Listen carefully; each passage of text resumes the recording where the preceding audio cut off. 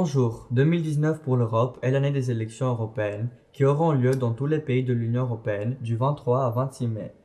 Nous allons vous donner dans l'émission d'aujourd'hui de notre série L'Europe en mouvement des informations sur cet événement, mais aussi des explications pourquoi est-il important et peut être décisif pour l'avenir de l'Union européenne. D'abord, il faut noter que ces élections prendront place dans un contexte inédit pour l'Union européenne. La précédente mandature, entre 2014 et 2019, fut en effet l'objet de nombreux événements successifs d'influer sur la situation politique européenne, comme le référendum sur l'appartenance du Royaume-Uni à l'Union européenne, l'arrivée au pouvoir dans plusieurs pays de gouvernements populistes et l'adoption de l'accord du Paris sur le climat. Il y a de changements politiques, mais aussi de défis économiques, technologiques, écologiques pour l'Union européenne, de pressions migratoires, des explosions sociales dans divers pays, des affrontements commerciaux entre l'Union et ses compétiteurs sur la scène internationale et enfin une contestation des institutions, des fonctions, même de l'existence de l'Union européenne. Pour toutes ces raisons, les élections du renouvellement du Parlement européen, un processus qui se répète tous les 5 ans depuis 1979, sans beaucoup d'intérêt et du suspense, cette fois-ci se considère par beaucoup de politiciens, commentateurs, journalistes, etc. être importante et cruciale pour l'avenir de l'Union européenne. Mais avant de plonger sur toutes ces problématiques, c'est nécessaire, Nikiforos, d'expliquer à notre public de quoi s'agit-il exactement, le Parlement européen, comment il est élu et quelles sont les fonctions principales. C'est vrai, Adonis. Alors, le Parlement européen est l'organe parlementaire de l'Union européenne élu au suffrage universel et comme on l'a déjà dit, tous les 5 ans depuis 1979. Il est la seule institution de l'Union européenne à être directement élue par tous les citoyens électeurs des pays membres. Il partage avec le Conseil de l'Union européenne le pouvoir législatif de l'Union. Aussi, le Parlement européen a des pouvoirs budgétaires par lesquels lui et le Conseil doivent se mettre d'accord sur le budget annuel de l'Union. En plus, il a le pouvoir de contrôle, c'est-à-dire les députés au Parlement européen surveillent le travail des institutions de l'Union européenne, notamment la Commission européenne, l'organe exécutif de l'Union. Avant d'en dire plus, il faut faire référence, Nikiforos, aux institutions principales de l'Union européenne. Alors, nous avons le Parlement européen, qui est mentionné en premier dans les traités européens. Après, nous avons la Commission, qui est le pouvoir exécutif de l'Union européenne, la gardienne des traités et qui a le quasi-monopole de l'initiative législative de l'Union européenne. Aussi, il y a le Conseil européen, étant composé des chefs d'État ou de gouvernement et qui a pour but de définir les grands axes de la politique de l'Union européenne. Ensuite, nous avons le Conseil des ministres de l'Union européenne, qui est un organe exécutif mais aussi législatif de l'Union européenne. Il partage ses compétences avec le Parlement.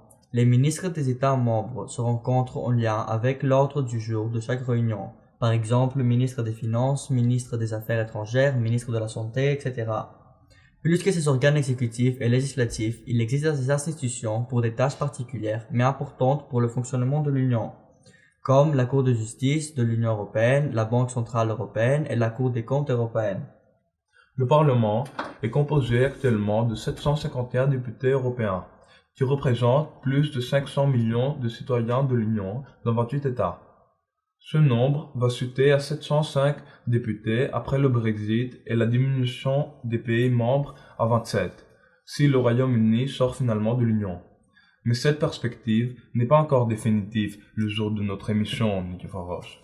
Le Parlement siège à Strasbourg, en France, où se tiennent les séances plénières. Ces commissions ainsi que les séances additionnelles se tiennent à Bruxelles, en Belgique. Mais c'est le moment de Nice de regarder la première interview qu'on a préparée sur notre sujet. C'est de Madame Marietta Giannakou, qui était pendant des années membre du Parlement européen et une politicienne bien connue en Grèce, à Strasbourg et à Bruxelles.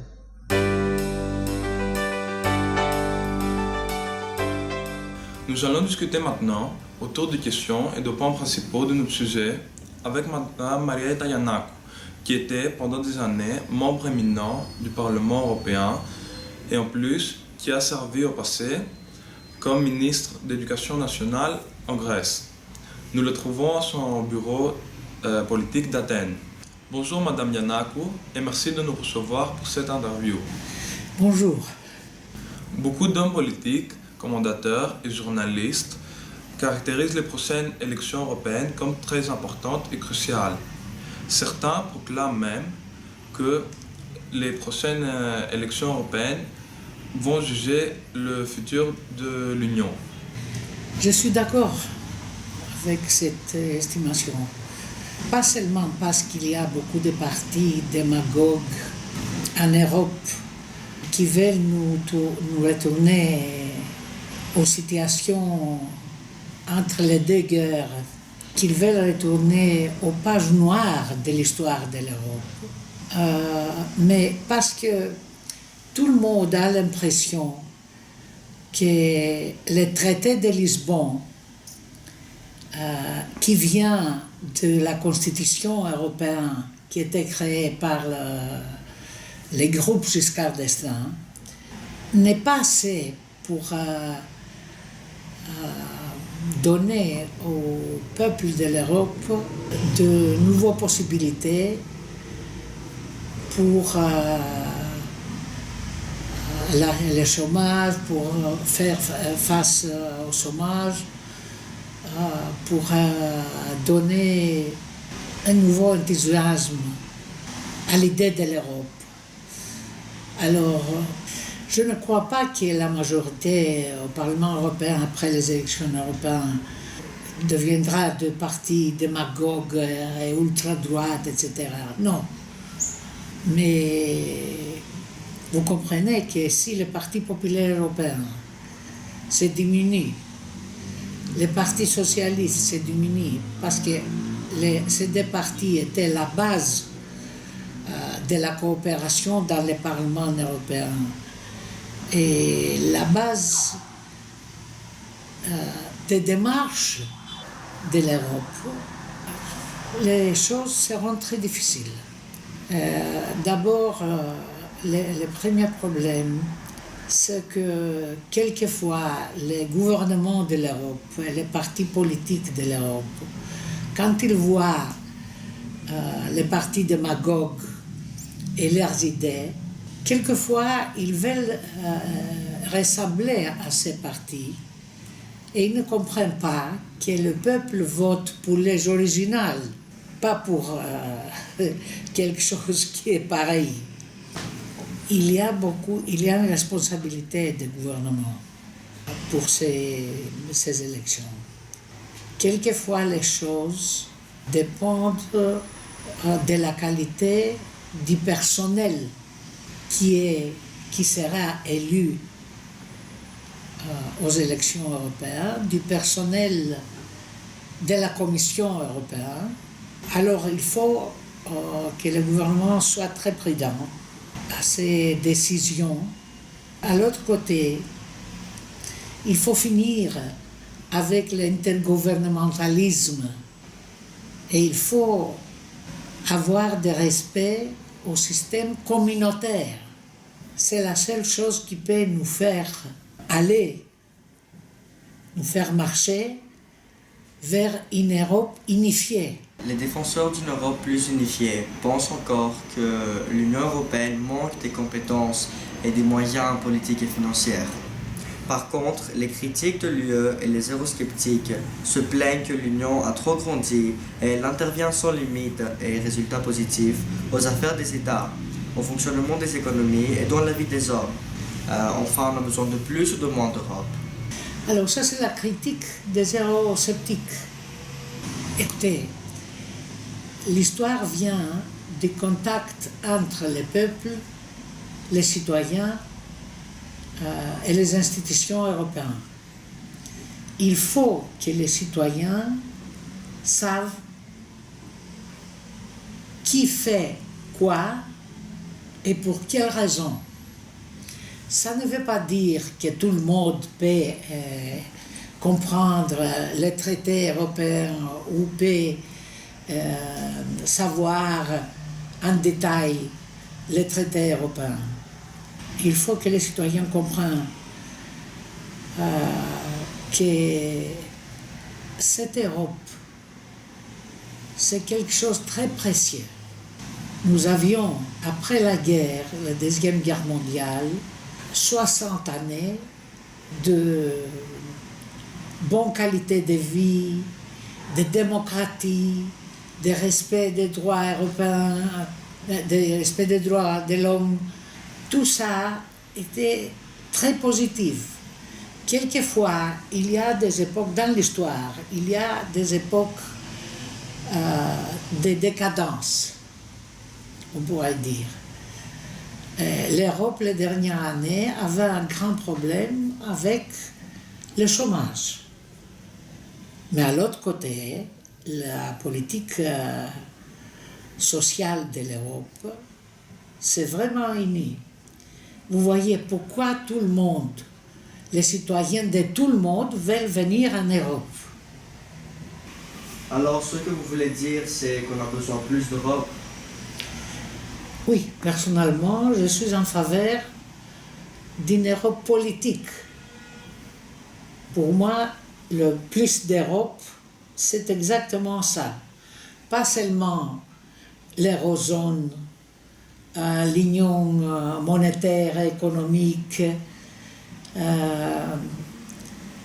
les coopérations renforcées entre les différents États membres, mais surtout une Europe politique. Et naturellement avec un vrai gouvernement au niveau de l'Europe. Alors, pour moi, il faut changer les traités. Mais parce que je vois ça très difficile pour le moment,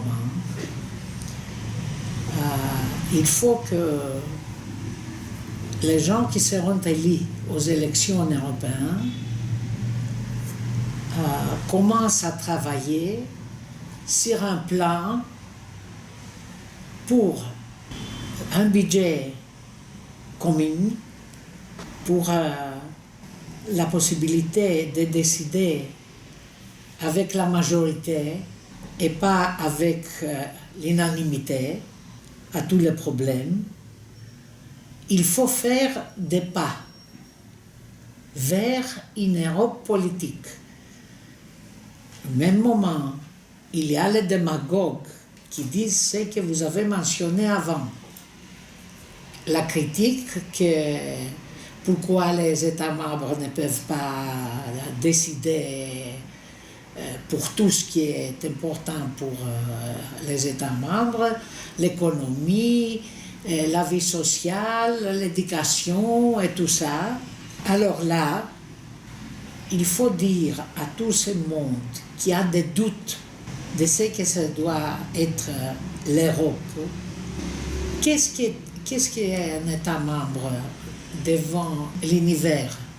Qu'est-ce que c'est la Grèce pour le monde, pour tout le monde? Pas grand-chose. Même l'Allemagne n'est pas grand-chose. Même Madame Merkel dit toujours que l'Allemagne, c'est l'Europe et l'Allemagne. C'est ce qui est important pour l'Allemagne, c'est l'Europe. Alors, devant une globalisation, les pays signifient, et ça, il faut faire pour l'Europe. Parce que comme ça, on sera très fort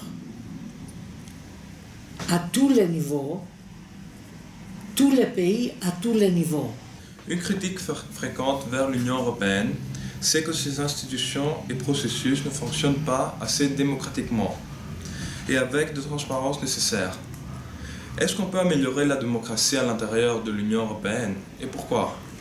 Et quel pourrait être le rôle pour cette démarche du Parlement européen, qui est la seule institution de l'UE directement élue par les citoyens aux élections européennes, mais qui en même temps n'a pas assez de pouvoir?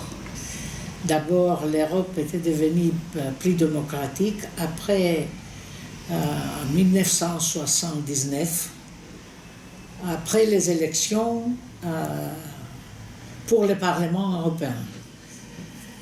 Je ne crois pas que l'Europe n'est pas démocratique. Comment on décide en Europe? Les gouvernements, le Conseil européen, les conseils des ministres, la Commission, qui est nommé par les États membres.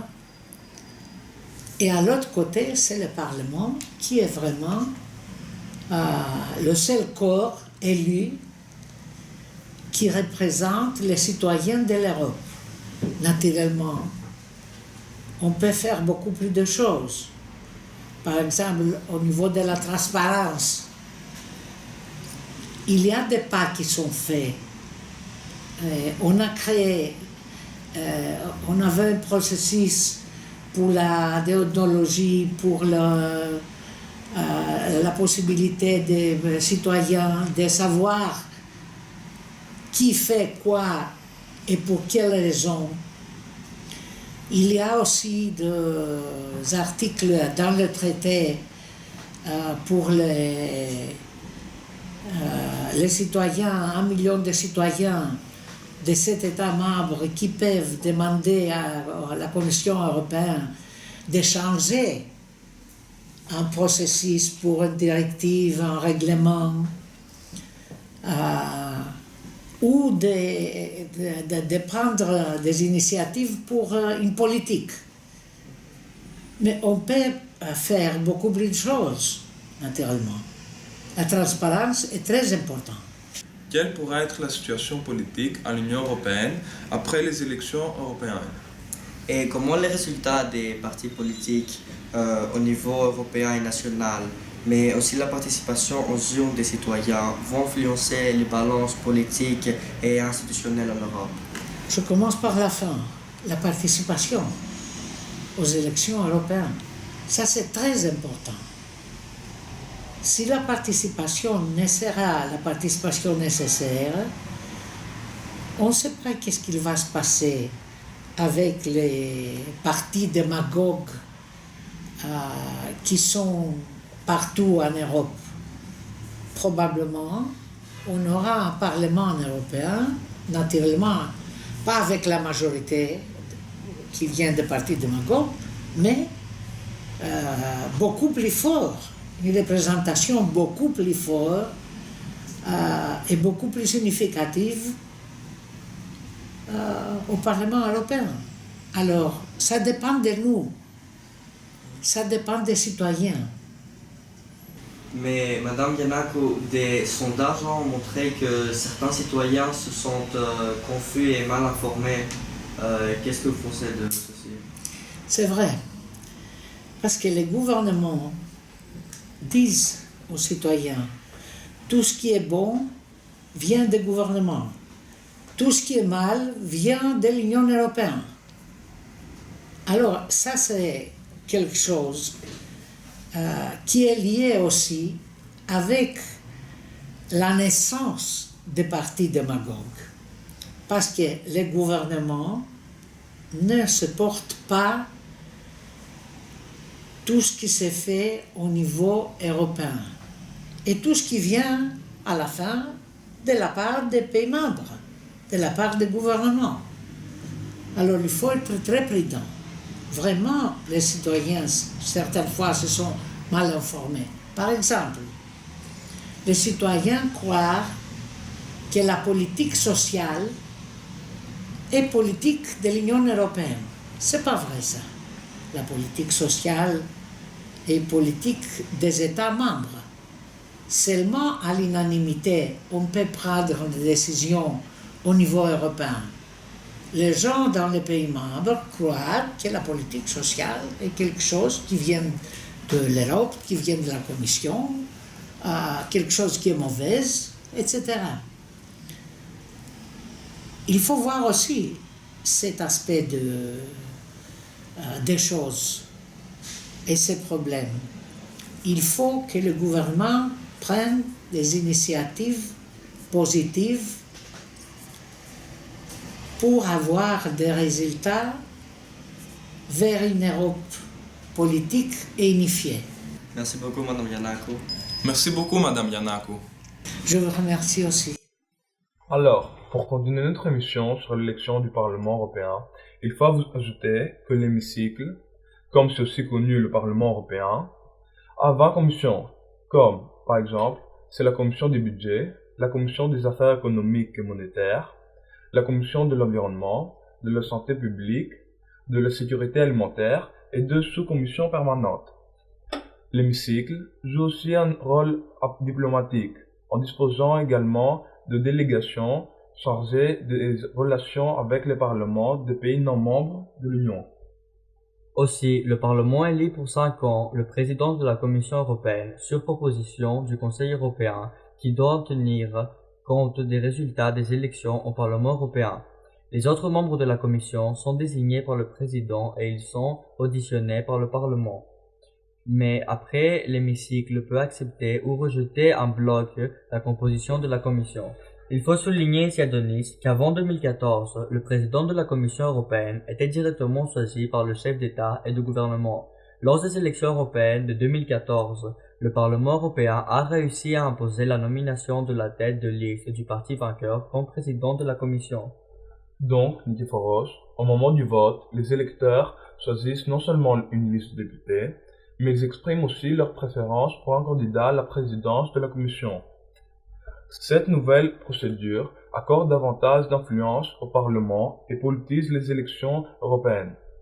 L'enjeu de la personnification de l'élection est censé accroître son intérêt auprès des électeurs européens qui sont de moins en moins nombreux à se rendre aux urnes.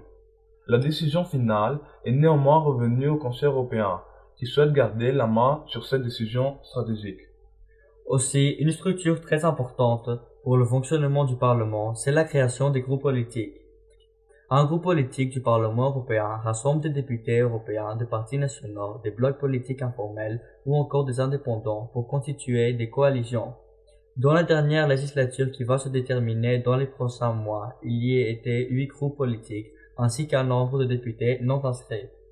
Avant de vous les présenter, nous allons regarder avec nos spectateurs la deuxième interview que nous avons préparée.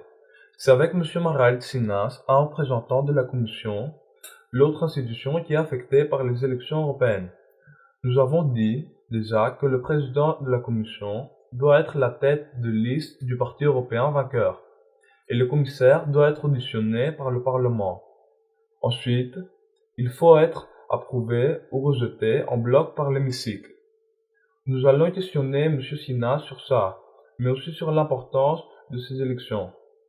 On va lui demander si la Commission et les autres institutions européennes se sont en bonne relation avec les citoyens ordinaires et leurs problèmes quotidiens.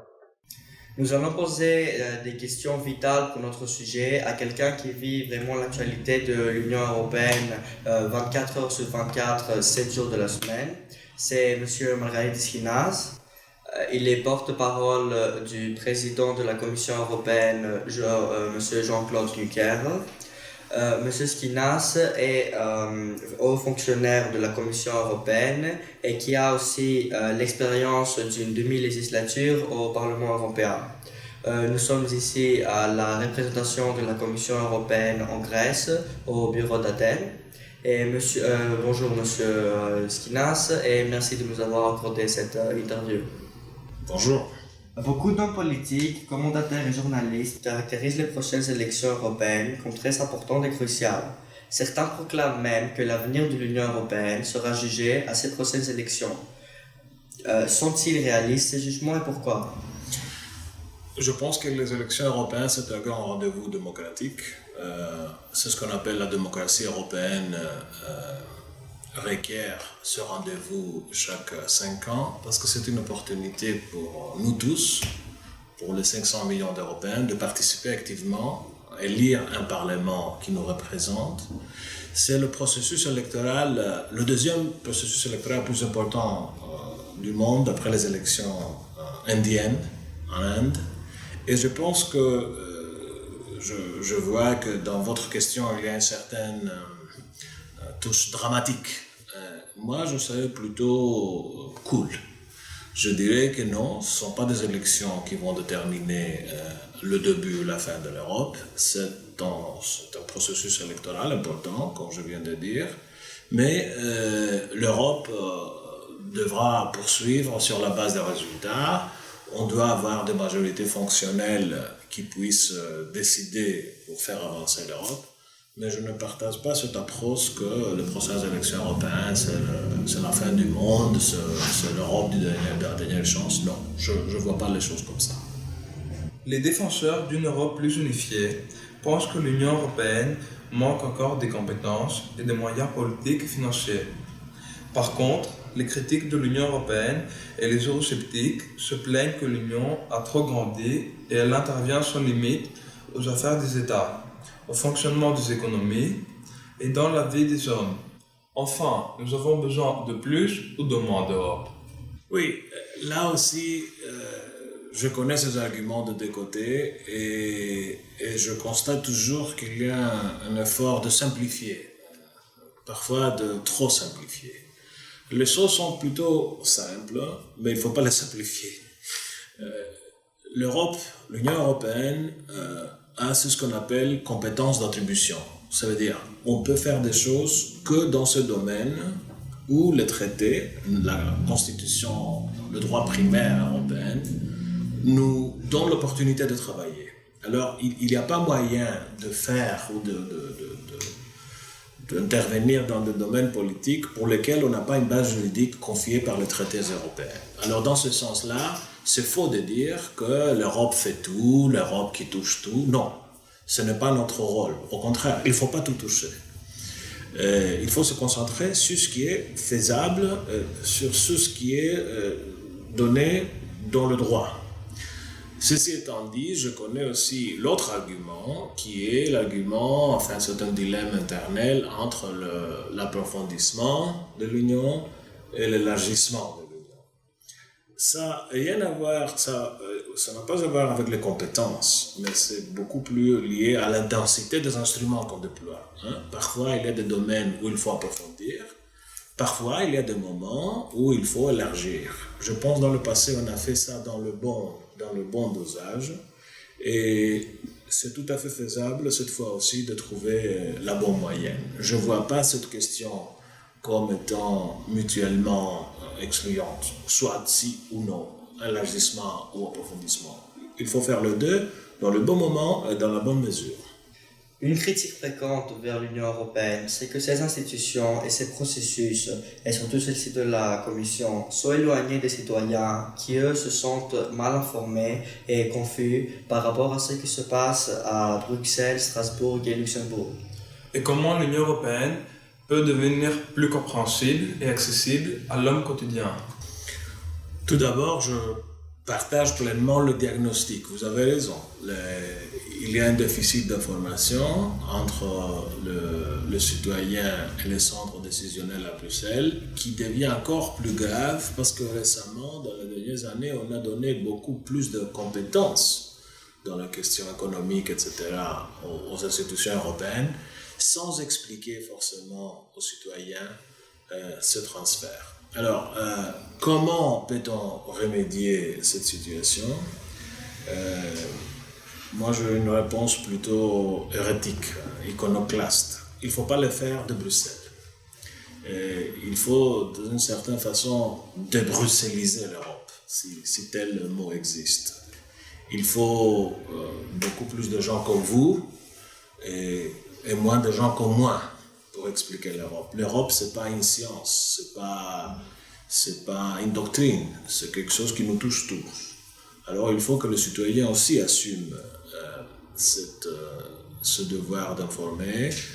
Les politiques, les députés nationaux, les députés européens, les maires, les partenaires sociaux, les syndicats, la génération Erasmus, les agriculteurs, ils ont tous un devoir d'expliquer l'Europe. Il faut faire plus. Et la seule façon de le faire, c'est si cette alliance globale de gens, de citoyens, pousse pour savoir plus sur l'Europe. Et il faut aussi une dernière chose pour mieux connaître l'Europe, il faut mettre fin à une pathologie bien connue qu'on voit récemment ici là, c'est de nationaliser les succès européens et européaniser les échecs. Ça, il faut aussi terminer. Il faut mettre fin à cette tendance parce que ça ne nous aide pas à expliquer l'Europe proprement. Quelle sera la procédure après les élections européennes pour le renouvellement de la Commission et les autres institutions de l'Union européenne? Le président de la Commission sera élu au suffrage universel indirectement par un des candidats que les partis politiques européens désigneront pour la présidence de l'institution, comme en 2014. Et est-ce que les pays membres et le Conseil européen vont respecter cette nouvelle donnée? C'est une très bonne question. C'est la deuxième fois où nous allons vivre cette expérience démocratique, qui fait partie aussi de la démocratie européenne. La procédure est connue par son nom en allemand, qui est Spitzenkandidat. Ça veut dire que chaque famille politique identifie une tête de liste pan-européenne et qui aspire à présider la commission si cette liste devient majoritaire. Mais à la fois, il faut que les États membres approuvent ce candidat par majorité qualifiée. Alors il y a un double critère de sélection. Alors oui, comme vous avez vu peut-être, toutes les familles politiques, tous les partis politiques ont déjà identifié leur candidat tête de liste, ou sont en train de le faire. Et il faut voir maintenant quel sera le rapport de force après les élections européennes qui va permettre aux États membres de trouver cette personne qui peut rallier la majorité qualifiée. C'est faisable, mais ce n'est pas automatique. Parce qu'il y aura, comme je vous ai dit, une double légitimité. Une légitimité démocratique au Parlement européen, au résultat des élections européennes, et une autre légitimité, approbation par les États membres par majorité qualifiée. Merci, M. Skinas. Merci beaucoup, M. Sinas. Merci à vous, bonne chance. Donc, M. Skinas nous a donné le contexte dans lequel les élections européennes auront lieu. Il nous a donné aussi une estimation comment le nouveau principe du Spitzenkandidaten, c'est-à-dire la nomination de la tête de liste du parti vainqueur aux élections européennes comme président de la Commission, peut être appliqué. Il faut dire que le précédent scrutin avait ainsi vu le leader du parti vainqueur, Jean-Claude Juncker, obtenir la présidence de la Commission, et on regardera si les élections de 2019 obéiront à la même règle. Il faut souligner qu'en février 2018, les eurodéputés ont réaffirmé leurs attachements au principe du Spitzenkandidaten. Dans le bras de fer qui s'engage avec le Conseil, les députés ont même annoncé qu'ils rejetteraient toute personnalité proposée par le Conseil européen qui n'aurait pas été chef de file pour les élections européennes. Mais il faut redire que la décision finale reste au Conseil européen, qui souhaite garder la main sur cette décision stratégique. D'ailleurs, Adonis, cette nouvelle procédure accorde davantage d'influence au Parlement et politise les élections européennes. L'enjeu de la personnification de l'élection est censé accroître son intérêt auprès des électeurs européens qui sont, il faut dire, de moins en moins nombreux à se rendre aux urnes. Mais revenons-en au groupe politique, au Parlement européen.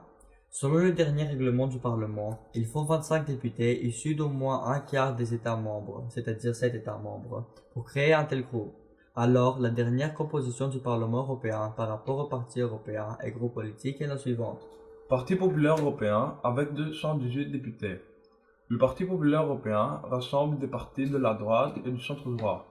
Le groupe du Parti populaire européen est le plus important groupe politique du Parlement européen. Les présidents de la Commission, du Conseil et du Parlement européen en sont issus. Le Parti populaire européen a choisi le président bavarois du groupe parlementaire du Parti populaire européen, Manfred Weber, pour être à la tête de la liste. Et si le parti sort le vainqueur des élections, il deviendra président de la Commission. Après, nous avons le Parti socialiste européen avec 189 députés. Le PSE est le deuxième groupe le plus important au Parlement européen, ce qui l'amène à jouer un rôle important dans la constitution de majorité avec le PPE et l'ALDE, les libéraux. Le Parti socialiste européen a désigné Frans Timmermans comme candidat à la présidence de la Commission européenne. Monsieur Timmermans est jusqu'à maintenant premier vice-président de la Commission européenne. Ensuite, à la troisième place, et avec 73 députés, on trouve l'Alliance des conservateurs et réformistes, qui rassemble des partis de droite eurosceptiques. À la quatrième, avec 68 députés, il y a le parti de l'Alliance des libéraux et des démocrates pour l'Europe, C'est le groupe qui rassemble la plupart des partis du centre, libéraux et certains du centre droit. Par exemple, le parti du président français Emmanuel Macron, La République en marche, a annoncé son intention de s'allier avec ALDE. Ses valeurs sont celles du libéralisme économique et de la promotion d'une Europe plus forte et fédérée.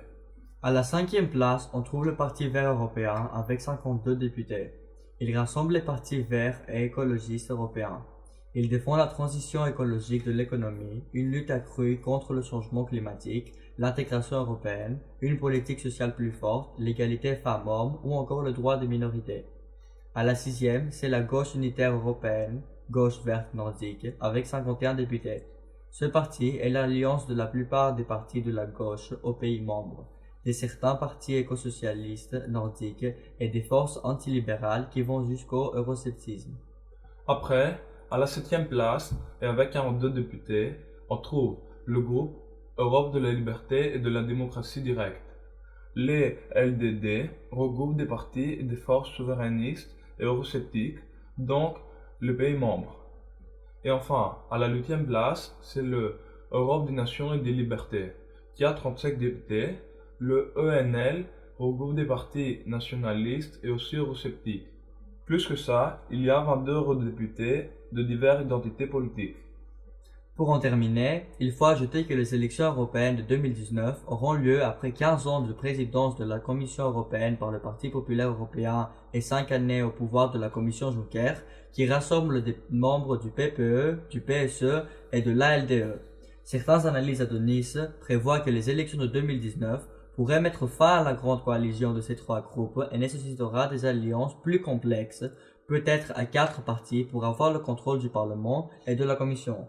Et selon certains sondages de Kiforos, les principaux partis du centre droit et du centre gauche, qui appartiennent au PPE et au PSE, pourraient perdre des sièges au profit de ce qu'on appelle partis populistes. Emploi, climat, immigration, libre-échange, sécurité, plus ou moins d'Europe. L'impact, chers spectateurs, de ces élections sera bien sûr déterminant pour l'ensemble des politiques européennes. Mais le scrutin peut aussi, sur fond de montée des extrêmes, avoir des conséquences fondamentales pour l'avenir de l'Europe et de ses valeurs.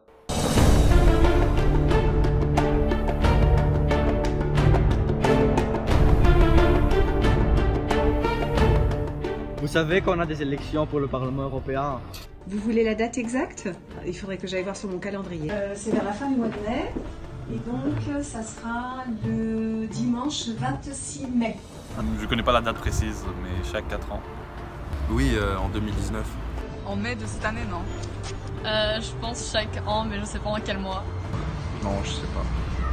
Oui, elles vont se dérouler en 2019. Vous êtes suffisamment informé sur l'Union européenne et le fonctionnement du Parlement et de ses institutions? Les questions très très techniques de ce type-là, c'est difficile parce que justement, les institutions sont complexes au niveau européen. Oui. Mais je sais effectivement globalement ce qui existe comme instance et comment ça fonctionne. Je pense que oui. Un des rôles principaux de l'Union européenne est de financer des projets de différents secteurs. Je pense qu'ils ont un grand budget pour pouvoir faire ça et des décisions sont prises pour créer des résolutions dans chaque pays au niveau parlementaire. Non, je ne suis pas informé sur l'Union européenne et le fonctionnement de son institution. Ça ne m'est jamais arrivé d'être informé sur cela, surtout dans le lycée. Il n'y a aucune formation sur des thèmes pareils. Non. Je pense pas qu'on est assez informé de l'école. Comme l'école ne nous apporte pas assez d'informations. Mais grâce au MUN, je pense que je suis assez informée. Non, j'en sais rien sur le fonctionnement et tout ça. J'ai la possibilité de m'informer toute seule sur des sites internet, mais à l'école, on n'est pas assez informé. Quels sont selon vous les problèmes cruciaux qu'il y a aujourd'hui à l'Union européenne? Je crois que le problème crucial de l'Union européenne aujourd'hui, c'est le désamour. Le désamour des citoyens européens pour justement pour l'Europe et pour ses institutions. À grand tort, certainement, parce que je pense que les citoyens européens aujourd'hui ne voient plus de manière concrète dans leur quotidien tout ce que l'Europe leur apporte et leur a apporté. Et c'est très dangereux. Enfin, je considère que c'est assez dangereux ce qui se passe parce que il y a une tendance à rejeter rapidement la faute sur l'Europe par rapport à des problèmes qui méritent un petit peu plus d'analyse. et où parfois, souvent, d'ailleurs quand on est français, on constate que les blocages viennent plus de l'État français lui-même que de l'Europe. Mais l'Europe a bon dos. L'Europe est loin, donc l'Europe sert un peu de bouc émissaire. C'est très facile de dire c'est la faute de l'Europe. Un problème crucial est le fait qu'il y a un budget très très grand pour l'immigration et pas beaucoup de solutions ont été trouvées. Et dû à ce grand budget, d'autres projets n'ont pas accès à des financements, des gains. Des problèmes d'immigration, il y a des dettes remboursées, surtout en ce qui concerne la Grèce, c'est des gros problèmes majeurs. Il y a du chômage, et puis ça je pense que ce sont les causes majeures qui doivent problématiser l'Union européenne. Les problèmes, le réchauffement climatique. Je pense Brexit et généralement le commerce. Pardonne-moi, mais je sais rien sur l'Union européenne, donc je peux pas répondre. En ce moment, un très grand problème est la question du Brexit. Qu'est-ce qui va se passer, s'il va y avoir un deal ou pas. Mais aussi les gilets jaunes, car ils ont un grand impact sur la politique de la France en ce moment.